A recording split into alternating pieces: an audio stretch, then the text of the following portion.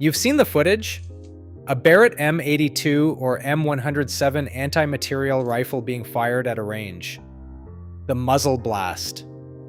The recoil pushes the shooter back. Downrange, whatever the round hits simply ceases to exist in any recognizable form. And you've probably heard the claim, usually from someone who watched a war film or played a video game, that a .50 caliber round passing close enough to your body, without actually hitting you, can tear a limb clean off. That the shockwave alone is lethal. That the air displacement from a round that size moving at nearly 3,000 feet per second is enough to kill a person standing nearby. Here's where the truth sits, and it is more complicated and more interesting than either the myth or the dismissal. The claim that a near miss from a .50 caliber round tears limbs off through air displacement alone is not supported by physics or documented evidence. That part is a myth, but the claim that a near miss at extremely close range, within inches of the body, can cause severe injury or fatal trauma, without direct impact, has a genuine physical basis. Understanding exactly why requires knowing what happens in the space immediately around a supersonic projectile traveling at nearly 3,000 feet per second. The details are technical, but the core idea is straightforward. The truth is not the Hollywood version, and the truth is not nothing either. The physics that explains where the real danger actually comes from will change how you think about what a bullet does to the air around it. So what actually happens to the air around a .50 caliber round as it passes? Does a supersonic projectile create a shockwave capable of injuring a person who's not directly in its path? What is the difference between the shockwave the bullet creates in flight and the muzzle blast the weapon generates at the moment of firing? Which of those two forces is more dangerous at close range? Why does the energy of the round matter so much? And what does 13,000 foot-pounds of energy actually mean in physical terms? Why do the most credible sources agree that the real danger at close range has almost nothing to do with the bullet in flight, and almost everything to do with what happens at the moment the trigger is pulled? Here is the point that should reframe everything. The .50 caliber BMG round carries approximately 13,000 foot-pounds of kinetic energy at the muzzle. A standard 9mm pistol round carries approximately 400 foot-pounds. The .50 caliber round carries roughly 32 times the energy of a 9mm round, but that energy only transfers significantly when the bullet impacts a solid object. What happens when it passes close without hitting anything is a different physics problem, and the answer depends entirely on how close, and whether you are talking about the bullet in flight or the weapon that fired it. The most persistent myth about the .50 caliber round is the air displacement theory. The bullet is so large and moving so fast that the air it displaces as it passes creates a pressure wave capable of tearing limbs from a body standing nearby. The round does not need to hit you. The wake it leaves through the air is enough. This is not supported by the physics of how bullets interact with air. A .50 caliber BMG projectile has a diameter of approximately 0.510 inches, just over half an inch. It is aerodynamically designed to minimize air disturbance as it passes through. The bullet's pointed profile and boat tail base are specifically shaped to reduce drag and minimize the turbulent wake behind it. The air displacement from a bullet in flight, even a .50 caliber bullet, is not sufficient to generate the kind of pressure wave that could tear a limb from a body at any practical distance.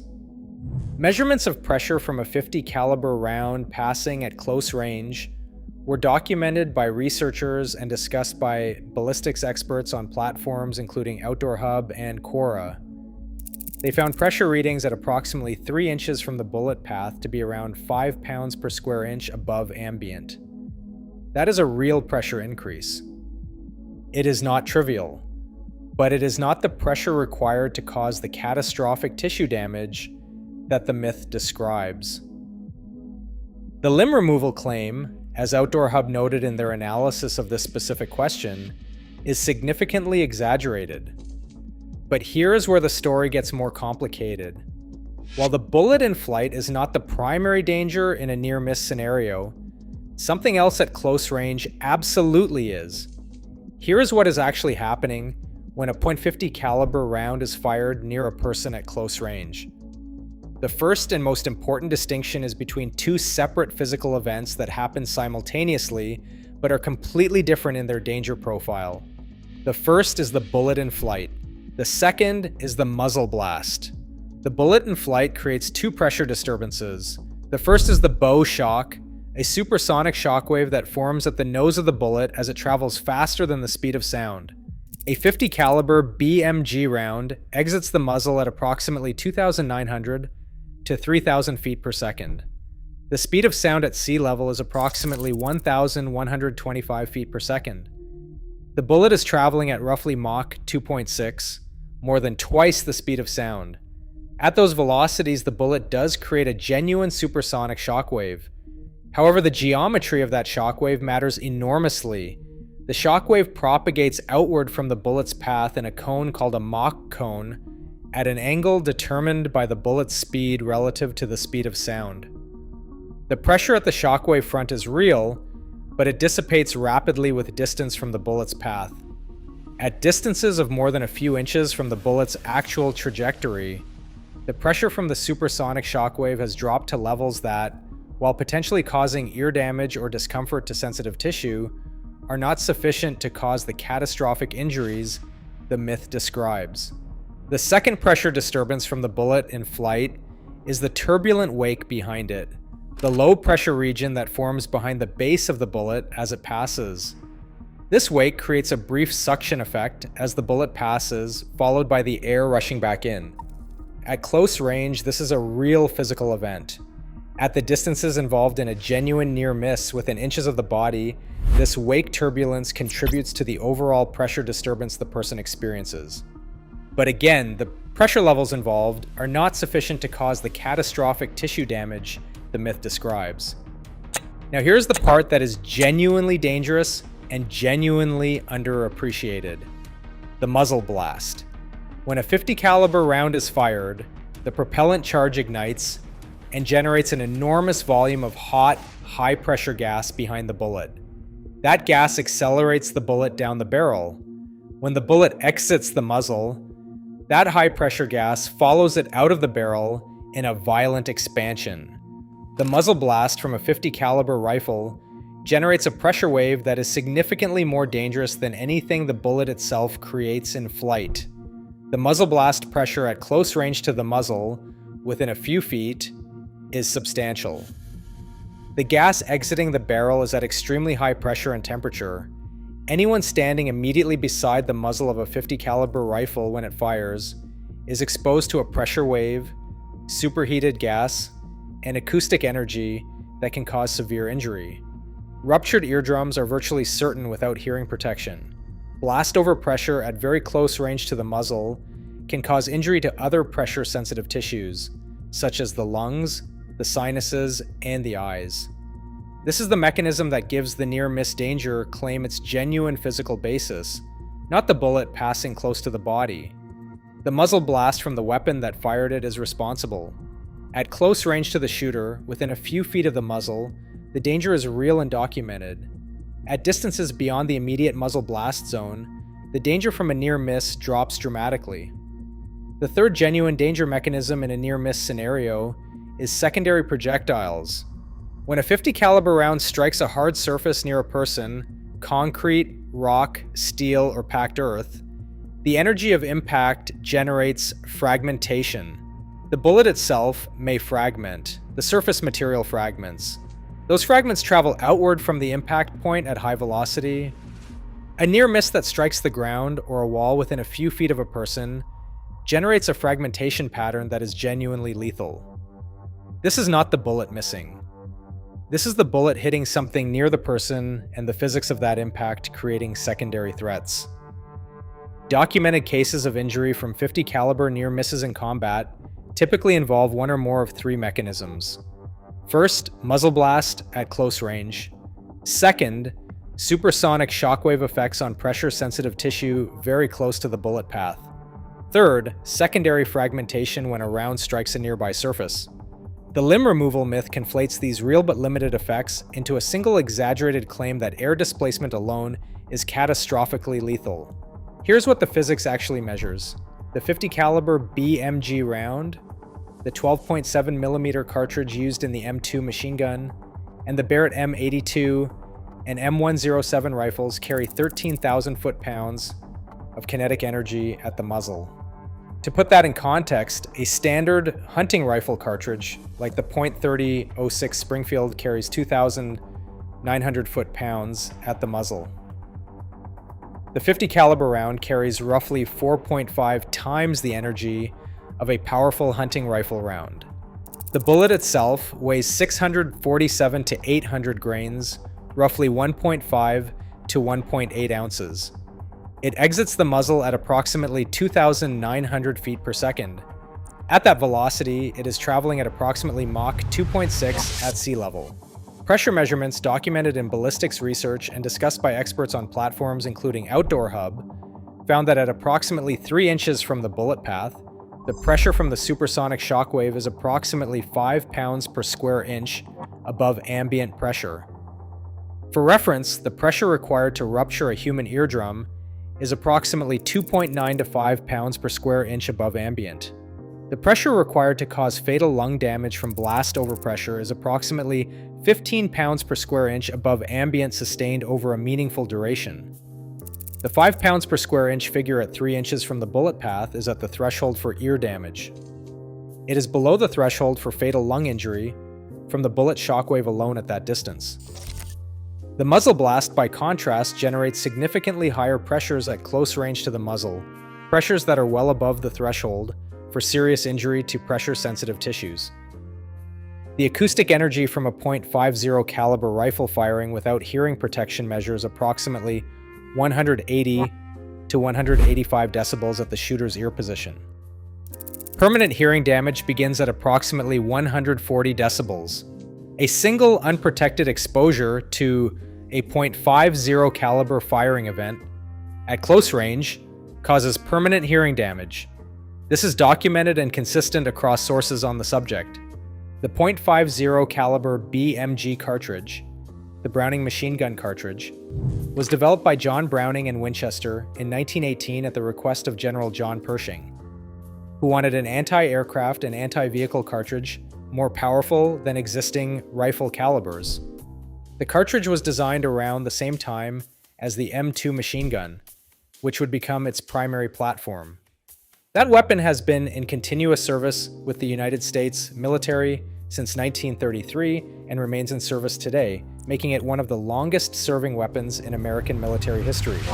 The Barrett M82 semi-automatic rifle, which brought the .50 caliber cartridge to widespread public awareness, was developed by Ronnie Barrett in the early 1980s and adopted by the United States military as the M107 anti-materiel rifle.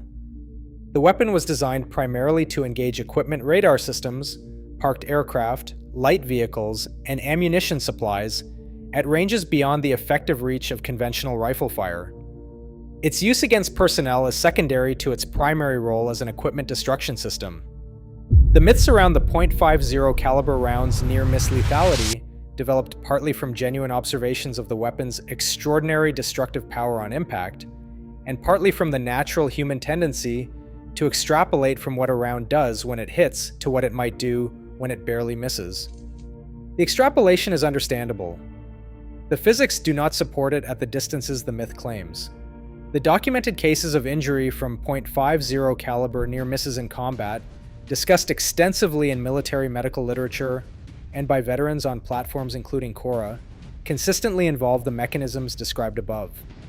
Muzzle blast at close range, fragmentation from rounds striking nearby surfaces, acoustic trauma from unprotected exposure, direct impact from rounds that were closer than the survivor realized.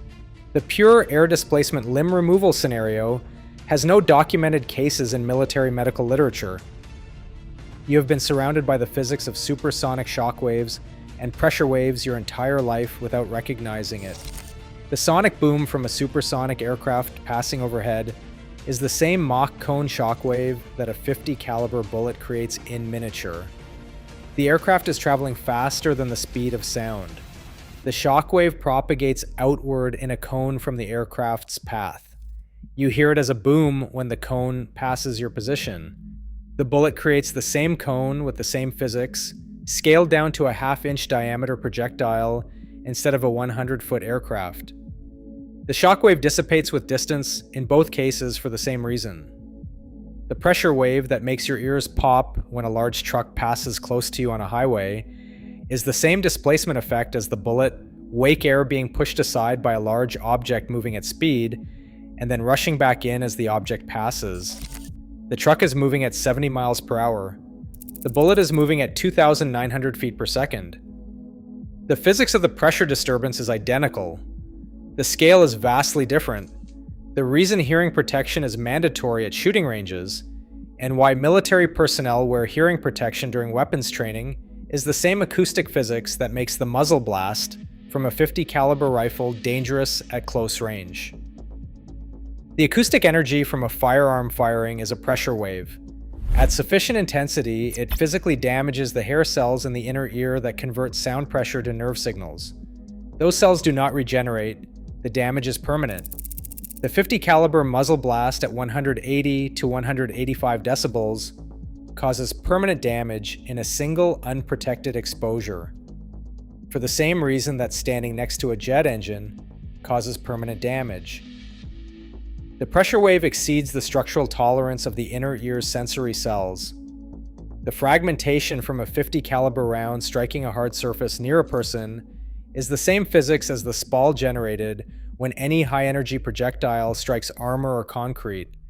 The impact energy has to go somewhere. It goes into fragmenting the projectile and the struck material, accelerating those fragments outward from the impact point. Military engineers designing vehicle armor specifically account for spall, the fragments generated on the interior face of armor when a round strikes the exterior, because spall kills crew members even when the round does not penetrate. The .50 caliber near miss that strikes the ground near a person is generating the same spall effect at ground level. The self-sealing properties of the .50 caliber round when it makes direct contact with tissue, and the hydrostatic shock that transmits energy through fluid-filled tissue beyond the direct wound channel follow the same physics as the pressure wave you get when you strike a water-filled balloon. Energy transmits through the fluid faster than the fluid can move out of the way. Tissue damage can extend beyond the direct path of the projectile for the same reason the balloon deforms across its entire surface when struck at one point. Now for the honest part, because intellectual honesty requires it. The physics described in this video represents the current best understanding based on documented measurements, ballistics research, and analysis of credible sources, including Outdoor Hub, military medical literature, and assessments by ballistics experts. The specific pressure measurements, approximately 5 pounds per square inch at 3 inches from the bullet path, come from documented testing discussed in publicly available sources. What the research does not fully resolve is the behavior of the supersonic shockwave at distances of less than 3 inches from the bullet path, within an inch or two of the actual trajectory. At those distances, the pressure from the shockwave front may be significantly higher than the 5 pounds per square inch measured at 3 inches. The physics of shockwave pressure dissipation with distance suggests pressure increases substantially as you approach the bullet path. Whether those pressures at distances under 1 inch are sufficient to cause serious injury to tissue that is not directly struck remains a question that the available research does not definitively answer. What the research does clearly establish is that the Hollywood version of limbs torn off by air displacement at distances of several feet is not supported by physics or documented evidence. It also establishes that completely dismissing any near-miss danger is equally wrong. The muzzle blast, the supersonic shockwave at very close range, and the secondary fragmentation from nearby impacts are all real physical mechanisms capable of causing real injury. The danger is genuine. The myth around it is exaggerated. Both things are true. So here's where you actually land. You came in having heard that a .50 caliber round can kill you without hitting you. The Hollywood version of air displacement, tearing limbs from bodies at several feet of distance, is not what the physics supports. The bullet's aerodynamic design minimizes air disturbance. The pressure from the supersonic shockwave at practical near-miss distances is real, But below the threshold for the catastrophic injuries the myth describes, what the physics does support is this. At extremely close range, within inches of the bullet's path, the supersonic shockwave generates pressure sufficient to damage pressure-sensitive tissue, particularly the ears. The muzzle blast from the weapon itself, close to the muzzle, generates pressure, heat, and acoustic energy that is genuinely dangerous and capable of causing serious injury. A round that strikes a hard surface near a person generates secondary fragmentation that is lethal at close range, regardless of whether the bullet itself made contact. The .50 caliber round carries approximately 13,000 foot-pounds of energy. That energy transfers catastrophically when the round makes direct contact with a target. When it misses, the energy stays with the bullet. The air around it is disturbed. The muzzle blast expands outward. The physics is real. The myth around it is larger than the reality. But the reality is dangerous enough on its own terms without the exaggeration. The round does not need to hit you to hurt you at close range. But the reason has almost nothing to do with the bullet passing by. It has everything to do with what happens at the moment it leaves the barrel. If you think the physics of what a .50 caliber round does to the air around it is surprising, wait until you find out what happens inside the human body in the milliseconds after a round makes direct contact, even at distances far enough that the bullet has slowed significantly. The pressure wave that travels through fluid-filled tissue, faster than the tissue can respond, does damage in places the bullet never reached. Military surgeons call it hydrostatic shock. The injuries it causes are the reason combat medicine changed completely after Vietnam.